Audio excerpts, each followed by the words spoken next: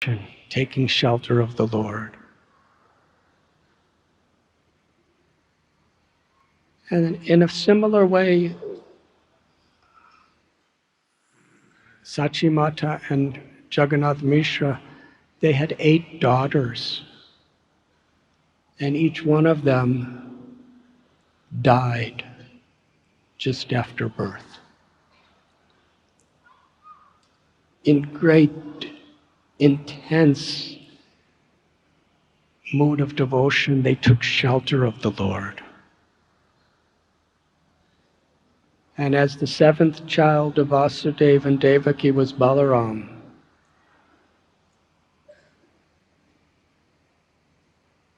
an expansion of Balaram, Nityananda, Vishwarup appeared within the womb of Sachimata and was their first child. Krishna was born at midnight in a prison cell. Sri Chaitanya Mahaprabhu appeared during a lunar eclipse, which is considered very inauspicious. And because of that lunar eclipse, he induced everyone in all directions to loudly call out the names of Lord Hari. And as they were chanting, at midnight in Mathura, all the demons, they fell asleep so that Krishna could go to Vrindavan. During the lunar eclipse, as everyone was chanting the holy names, Lord Chaitanya awakened them.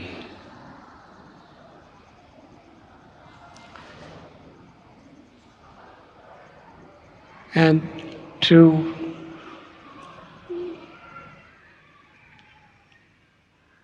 attract our hearts, Sri Chaitanya Mahaprabhu, he appeared in the role of his own devotee to teach us through his words and his example how to receive the true treasure of life, Krishna consciousness.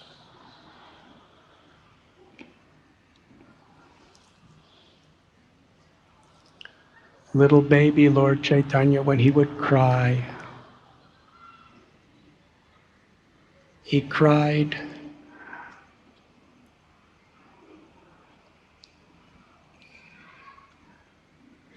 and Sachi, Jagannath Mishra, all the relatives, all the friends, all the devotees,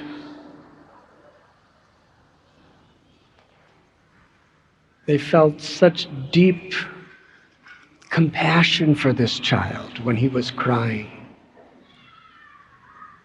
They would do anything for him. And when nothing could pacify him, they just cried out to Krishna by loudly chanting the holy names.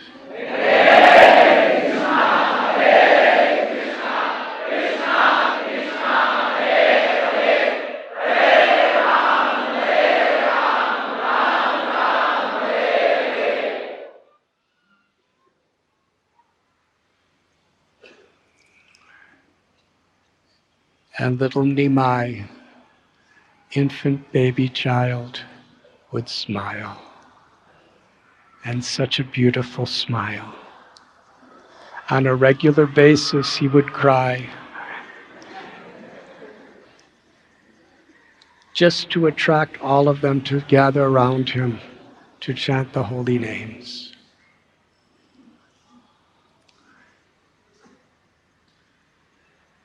This is the pastimes of Krishna as Lord Chaitanya. His devotees were not thinking him as God. Who is little Nimai, the baby? He's the source of Mahavishnu, the source of Narayan, the source of Brahma, the source of all that exists.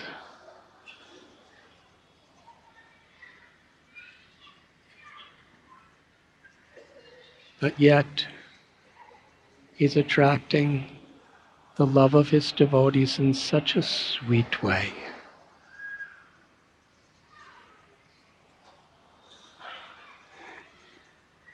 Just to make him happy.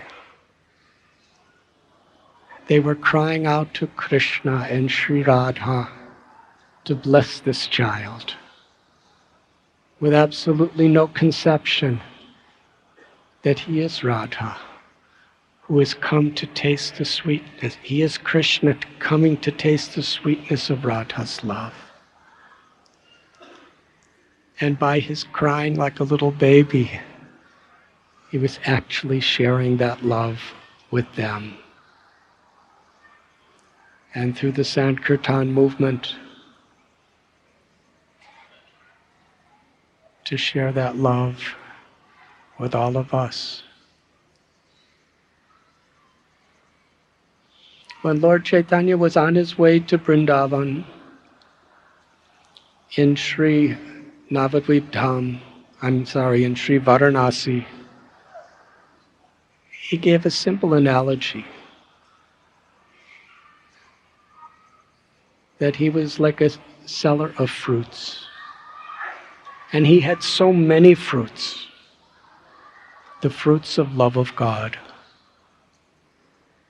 And he didn't find anyone there that was willing to purchase them. So he said, I will give them freely to anyone who will simply accept it. And he said, with my 2 hands, how many of these fruits can I distribute? And he requested his devotees, all his devotees, for all time to come, help me to distribute these fruits of love of God.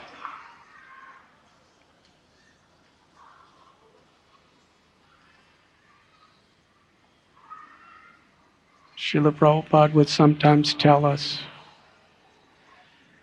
that he was an old man and he didn't know how long he would be living.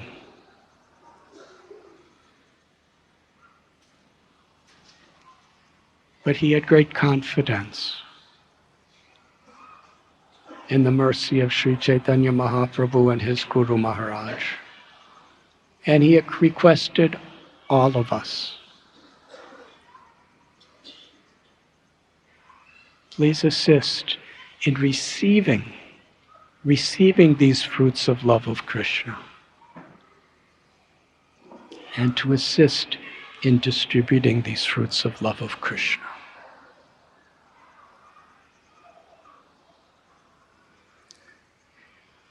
When Lord Chaitanya Mahaprabhu first arrived in Sri Mathura, Krishna himself came back to his own birthplace from 4,500 years before and induced literally hundreds and thousands of people in Mathura to gather with him at the Keshavaji temple to dance and to chant and to experience Krishna Prem in Kirtan.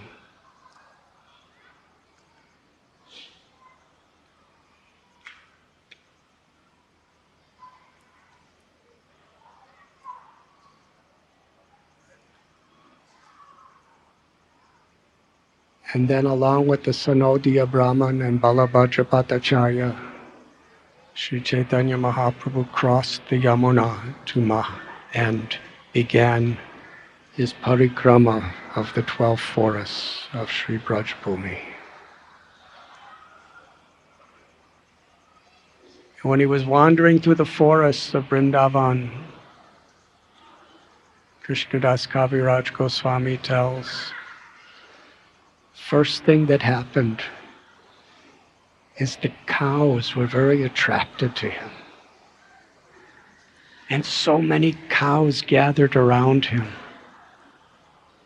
and mooed and gazed at him with tearful eyes and licked his body.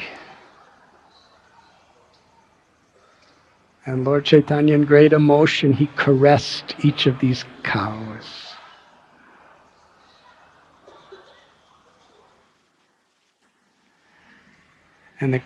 And as Lord Chaitanya continued on his pilgrimage, all the cows followed him. But somehow or other, the gopas, the cowherd men of the time, tried to bring the cows back. And then the deer without fear, they gathered in a big circle around Lord Chaitanya and then closed in and gazed upon him with great love and licked his body, and he caressed the deers. The bumblebees, they were singing beautiful songs, completely attracted by Lord Chaitanya. And he reciprocated with each of these bumblebees. And the parrots were singing, and the monkeys were dancing, and peacocks were dancing in front of Lord Chaitanya, and Lord Chaitanya was smiling. And all the trees and all the creepers,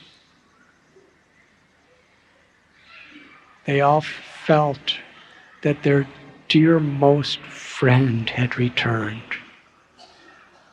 And Sri Chaitanya Mahaprabhu reciprocated with all of them as his very dearmost friend.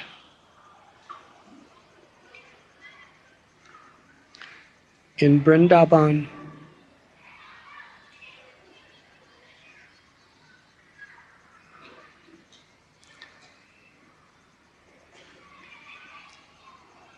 every living being, everyone and everything is most dear to Krishna.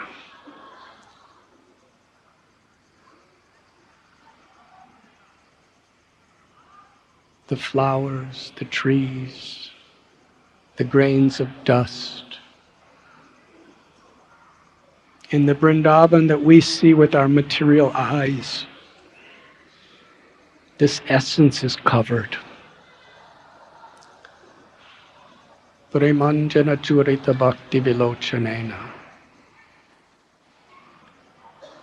But when we see Sri Radha's grace, that grace opens our heart to allow the true love of the soul to shine. Then we can actually see Vrindavan as it is. To see Vrindavan as Sri Chaitanya Mahaprabhu has revealed to us.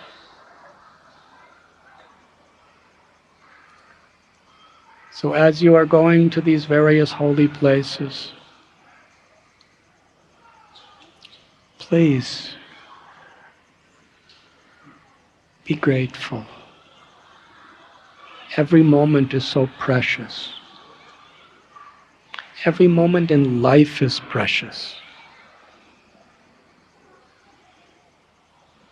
And this is especially magnified when we come on a pilgrimage to Sri Vrindavan Dham. It's a time in our life to go very deep,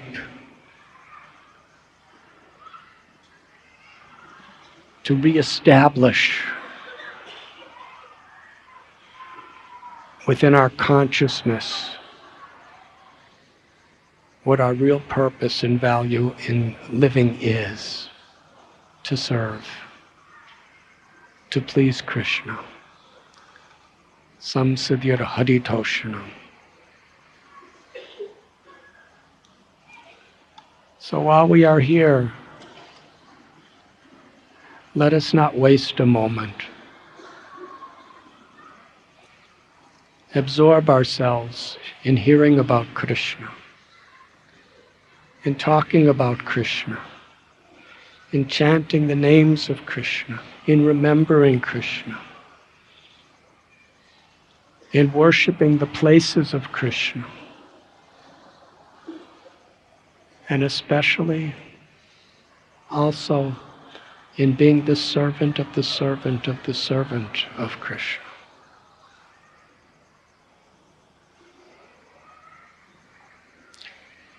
One of the greatest gifts of a pilgrimage is called tapasya,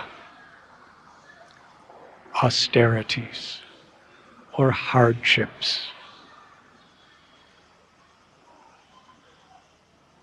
Hardships really are gifts because they give us an opportunity to put aside our own particular concerns for the higher principle of devotional service. And by doing so, we make great spiritual progress.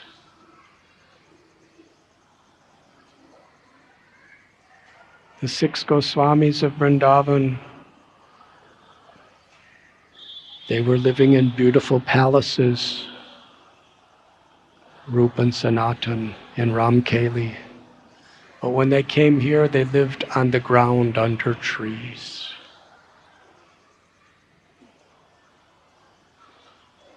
And whatever little they begged for, that's all they ate. So in our own ways, we come to Vrindavan to follow in the footsteps of the Goswamis. Whatever inconveniences, we should joyfully receive them. They're giving us a chance to transcend material existence.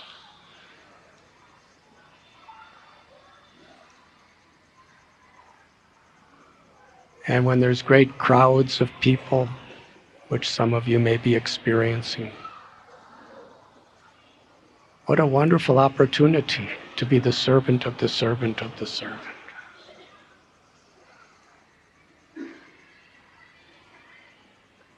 So let us accept whatever may come in this pilgrimage with great happiness. And it is that type of happiness that will bring Krishna great happiness. And in Krishna's happiness, we find the true treasure of life. At this time, let us all chant and dance with much gratitude. Thank you very much.